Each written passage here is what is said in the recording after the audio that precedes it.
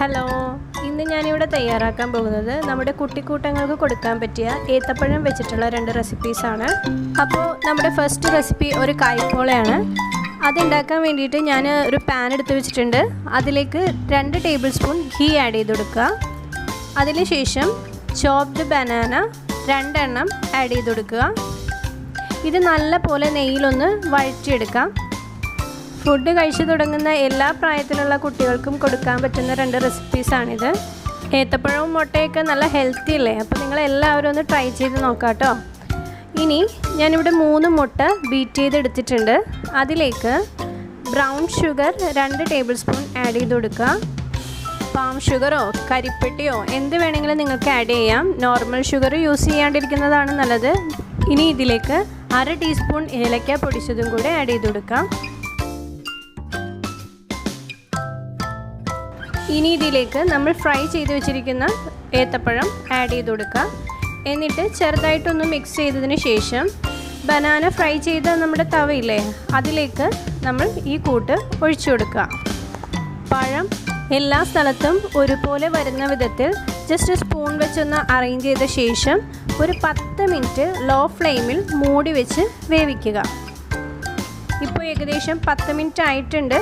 അപ്പോൾ നമുക്കൊന്ന് തുറന്ന് നോക്കാം. ആ മുകളിൽ നമുക്ക് കാണാൻ പറ്റും കുക്കായി വന്നിട്ടുള്ളത്. അപ്പോൾ നമുക്കൊരു സ്പാറ്റില കൊണ്ട് ഇതൊന്ന് തിരിച്ചിട്ട് കൊടുക്കാം. തിരിച്ചിട്ട് കൊടുത്തതിന് ശേഷം ഒരു 2 മിനിറ്റ് ആ മുകൾ ഭാഗം ഒന്ന് വേവുന്നത് വരെ വെയിറ്റ് ചെയ്യാം. കുട്ടികൾക്കൊക്കെ കൊടുക്കാൻ പറ്റുന്ന യമ്മി ടേസ്റ്റി റെസിപ്പി ഇവിടെ റെഡി ആയിട്ടുണ്ട്. അപ്പോൾ എല്ലാവരും ഒന്ന് ട്രൈ ചെയ്ത് നോക്കാം. തീർച്ചയായിട്ടും കുട്ടികൾക്ക് ഇഷ്ടമാവും. ഇനി നമുക്ക് സെക്കൻഡ് റെസിപ്പിയിലേക്ക് പോകാം. സെക്കൻഡ് റെസിപ്പി ഒരു പാൻകേക്കാണ്. ഓട്സും പഴവും വെച്ചിട്ടുള്ള ഒരു പാൻകേക്ക്. അപ്പോൾ അതിലേക്ക് വേണ്ടിയിട്ട് ഞാനൊരു 1/4 കപ്പ് ഓട്സ് എടുത്ത് വെച്ചിട്ടുണ്ട്. നമുക്കിതൊന്ന് നല്ല പോലെ പൊടിച്ചെടുത്തിട്ട് വരാം. ഇവിടെ ഞാൻ നല്ല പോലെ പൊടിച്ചെടുത്തിട്ടുണ്ട്.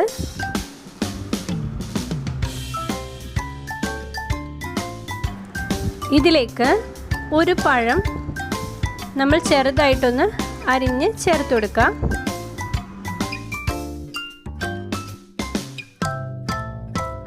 അതിനുശേഷം ഒരു മുട്ട ആഡ് ചെയ്ത് കൊടുക്കാം. ഇനി ഇതിലേക്ക് നിങ്ങൾക്ക് വേണമെങ്കിൽ ഷുഗർ ആഡ് ചെയ്ത് കൊടുക്കാം. ഞാനിവിടെ ചേർക്കുന്നില്ല, കാരണം ആ പഴത്തിൻ്റെ സ്വീറ്റ്നെസ് ഉണ്ടാവും. ഇനി നമുക്കിതൊന്ന് നല്ലപോലെ ഗ്രൈൻഡ് ചെയ്തെടുക്കാം. നല്ല തിക്ക് കൺസിസ്റ്റൻസി ആണെന്ന് നിങ്ങൾക്ക് തോന്നുന്നുണ്ടെങ്കിൽ കുറച്ച് പാൽ ആഡ് ചെയ്ത് കൊടുക്കാം. ഞാനിവിടെ ചേർക്കുന്നില്ല, ഇത് കറക്റ്റാണ്.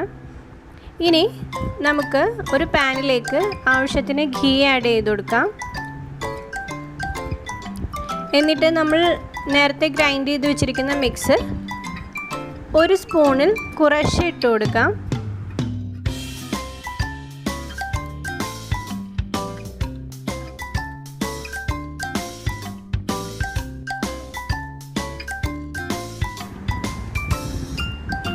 അതിനുശേഷം നമുക്കൊരു 3 മിനിറ്റോളം മൂടി വെച്ച് വേവിക്കാം. അപ്പോൾ മുകൾ ഭാഗമൊക്കെ ഒന്ന് കുക്കായി എന്ന് തോന്നുമ്പോൾ നമുക്കൊന്ന് തിരിച്ചിട്ട് കൊടുക്കാം.